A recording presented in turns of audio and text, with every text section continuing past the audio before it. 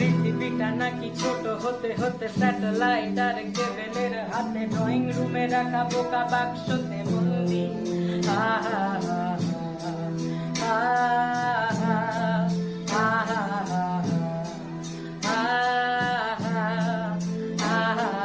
ঘরে বসে সারা দুনিয়ার সাথে যোগাযোগ আজ হাতের মুঠোতে, বুঝে গেছে দেশ কাল সীমানার গন্ডি। আহা